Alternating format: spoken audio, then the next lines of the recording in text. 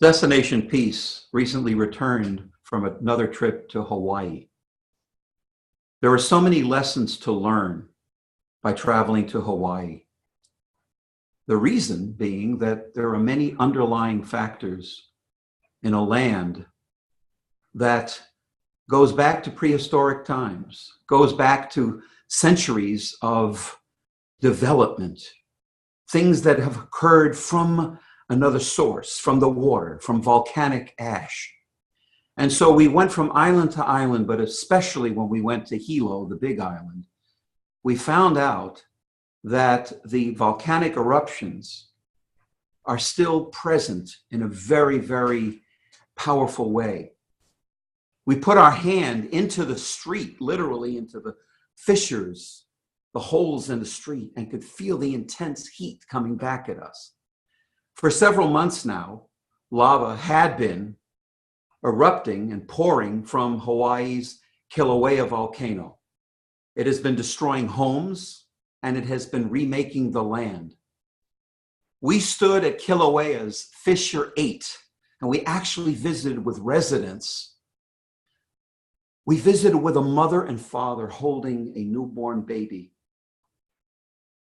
and another child who was kind of hiding in the car because of the fear of all of these people coming around, all these tourists coming from everywhere to find out what was happening,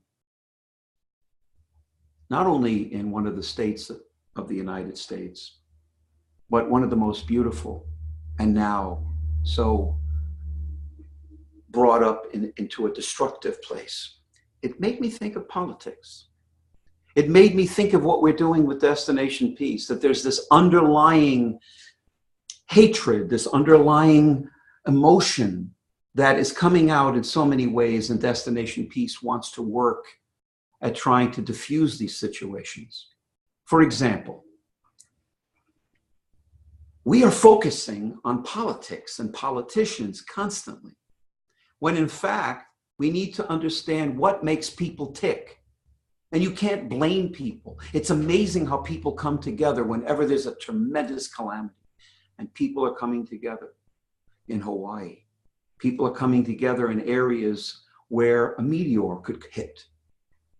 So what we need to do now is stop focusing on people. We need to focus on what's the underlying theme. So I want you to know that the Kilauea, the fountains of lava, they went into the air, hundreds of feet into the air. And if you look at the homes, you see they've been destroyed. As a matter of fact, the trees now look like figurines of molten lava. We went to the beach. The sand is black. And we stood on this lava. The message for today is we need to end destructiveness in our times. This was one of the worst volcanic eruptions since 1950. It's time for us to come together and understand that if we have prejudices, let's make them preferences. Let's turn our biases into choices that can allow others to feel comfortable with the choices they make.